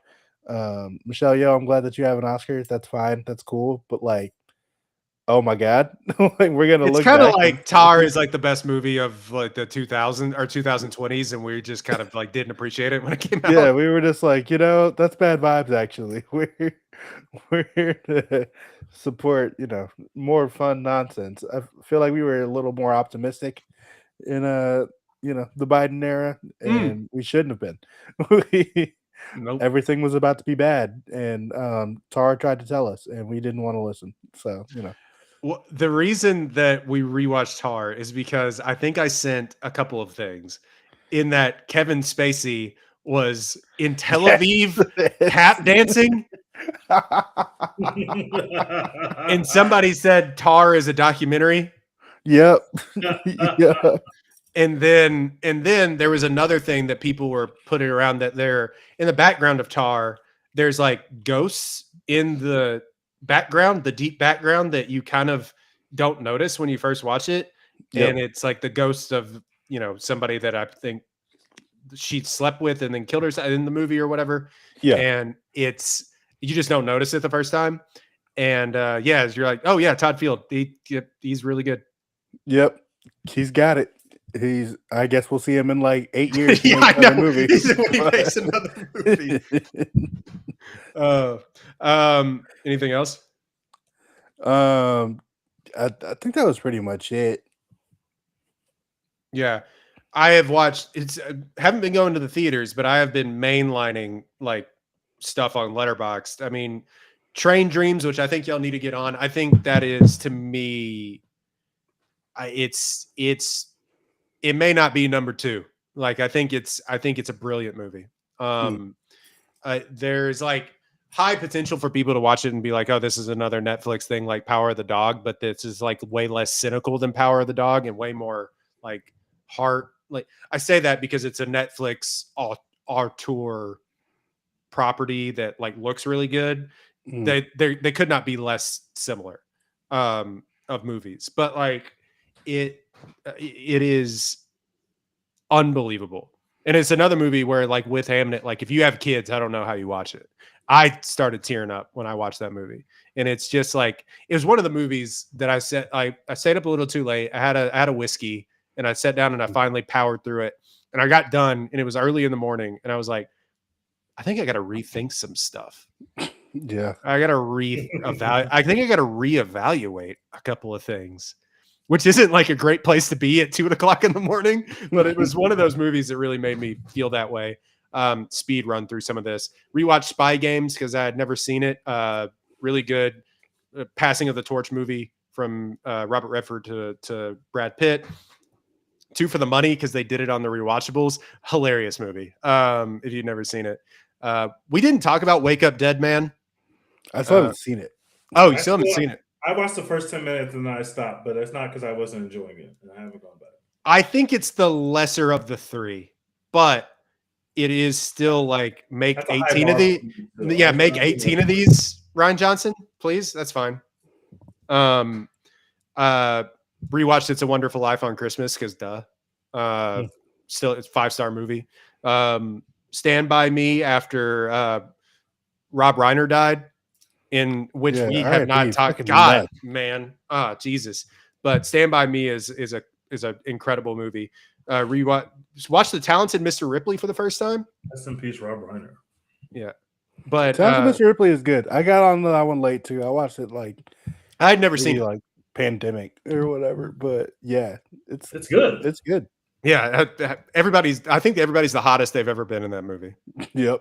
Anyone's ever been in a movie is the hottest they've ever been in that movie. Rewatch The Last of Mohicans because why not? I had 3 hours to kill. And rewatch Castaway. But I do want to say this. I am now, because I've been sending it in the chat, and I don't know if y'all have seen it, but like I've now become like a 30-year-old guy that's watched anime a little bit too much over the past couple of weeks. And it's tough beat being the 30-year-old guy that now gets into anime. Now get into anime. Hey, it'd be like that. But I think, and this is the spiel that I want to, because I'm not going to be able to say this anywhere else that anybody cares, but like, and people that listen to it may not care. With like something broke in my brain, I think, over the past couple of weeks with the rise in AI shit slop that like, in like the news of Netflix buying this and like we want to incorporate AI and stuff and like in all this stuff being like we're building a new data center here to like and we're going to use 5 billion gallons of water every single day so somebody can watch like a cat running on 2 feet like the rise in AI slop and the people that are like trying to incorporate that into film. I really just sat down and started watching true blue animated films just to like kind of like a hard reset of like, yeah, there's still people making incredible art out there in the world. And HBO, to their credit, has a really big back catalog of really, really good Japanese and, Japanese cinema, but also Japanese anime. And I mean, I was blown away by some of these films that I've watched, but I'll talk about one real quick. And I just wanted to get that off my chest. But like, there's a film called Your Name, which is on HBO. It is directed by Makoto Shinkai. Makoto Shinkai. And he has like 5 or 6 of these movies that are all kind of in the same realm. But do yourself a favor and go watch Your Name on HBO. It is an unbelievable movie. It is a 5-star, one of the best movies that I've ever watched. And like it truly was one of those things where I was like sort of side scrolling or whatnot. And I was just like, oh wait, I gotta lock in. And that was like one of the last movies that I had to do while watching it at home that I had to do that for. And I think it's a brilliant movie. And he has several other movies that are in that vein that he's made that are just like kind of heartbreaking, but spectacularly animated. And along those lines, I did watch Howl's Moving Castle. I'm still not super on board with the people are going to call me a hater, but like with the Ghibli thing, I get it. Yeah, it's not for me. But watching Howl's Moving Castle did sort of reset that thing in my brain where I was like, making art, man. And yet we're like the AI recreation slop of all the Studio Ghibli stuff that was going on a few months ago on Twitter. I was hate it. Because then you watch Howl's Moving Castle and you're like, yeah, somebody put in years of work into making this like actually good. and you can like go on Chat GPT and fart out a picture of your ugly baby in Studio Ghibli font, and I'm just like, ugh, hate it. I feel that. I'm with you. I have HBO open in another tab, and I just added your name to my list. I need to see this. It's brilliant movie. Very, very. It made me. I cried. But yeah, along those lines, I also some other anime stuff. I won't get it, but like Dan to Dan, I watched that on Netflix, which everybody talked about. Weird show. But also another thing that's so spectacularly animated that I had to be like, oh shit, I got to lock in. So yeah, love that. Dan to Dan, can't recommend it enough. But yeah, also locked in on The Pit. Just watched His and Hers. Straight. Oh, I know we're going long. Sorry. Stranger Things. Get it off. Oh, fucking brother. Yikes. Just wait for the secret episode, right? Duffer Brothers, count your days, which I guess they could slap me in the face with the hundreds of millions of dollars that they've made. So whatever. Yuck, guys. Oh, man. Like the ending wasn't that bad, but this was a pop culture phenomenon, and not to mention a really good television show. And it took such a hard nosedive that it's not like Game of Thrones level, because they kind of skidded to a stop on the runway, whereas Game of Thrones it went off the runway into a ditch. Like, but like it kind of sort of landed the plane. Some people are going to be investigated and a few people got injured. But like everyone survived, you know what I'm saying? But there are some decisions in this season to put people front and center that putting Noah Schnapp front and center is the worst decision that I think I've ever seen in any television show in the 2020s. It is horrendous. It just fronting bad actors, bad script writing, horrible plot holes, terrible pacing. They're not in real places. Everything's on every a green clip screen. I've seen of it. I haven't watched the show, and I won't at this point. But every clip I've seen of it just looks like the worst shit of all time. Like shit from a butt. Stinky doo-doo caca, man. It just like I'm going on and on. We're approaching 2 hours on this podcast, but like, I begrudgingly finished that show, which normally if a show's y'all know me, I'll quit. I'll just stop. Like I don't care. I will quit. Yeah, I'm a quitter when it comes to shows. I don't care if I'm not interested. I got other stuff that I can watch. You got to catch my attention.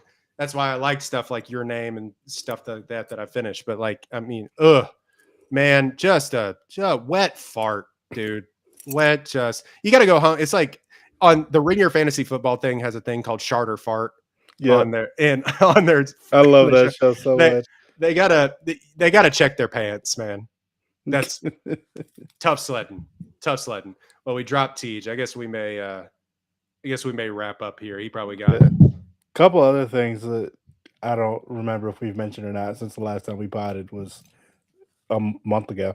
But I think we all watched Pluribus, which I got halfway through Pluribus. I'm going to finish. I am going to finish it because it was so intriguing. And again, the AI thing, like, yeah, let's make shows about how AI bad. Let's do that. But yeah, it's such a strong premise, and I'm gonna keep watching it. Like, when season 2 comes back around or whatever. But by the end of it, I was like, all right, guys, this should have been a movie. Yeah, that's kind of how I felt by episode, I think 5 or whatever I got to, where I was just kind of like, all right. Like, how long are we going to make this go? I think they planned like 4 seasons of it or whatever, but like, we're going to do this for 4 seasons. Are we serious? But yeah, I do think it's worth checking out. It's really well made, really well crafted, all that kind of stuff. The main lady, what's her name? Like something Seahorn or something. Ray Seahorn. Yeah, she's doing great stuff. Pirate Lady's doing great stuff. Shout out to her. But yeah, and I finished Succession also. Oh yeah, you did do that. Yeah, I guess everyone had the same reaction to the ending, which is like, yeah, it's good, but like, damn, like, you know, like, felt kind of bad to get through all of that and then just end that way. But you know, it's not like a bad ending. It's just like, damn, not my son, not my boy. Still haven't watched it because I didn't want to feel bad. Fair. It will make you feel bad. But yeah, good show. Glad I watched it. Anything else? No. Let's get out of here. Let's get out of here. All right. I don't know what our next episode is going to be, but we promise that we will keep you updated when it does come. Shout out to the guy that asked us on Twitter when where the dope was at. So yeah, so Marty Supreme episode dropping soon. But Dex, what are we doing? #support Florence Pugh. Big year for the homie. As always.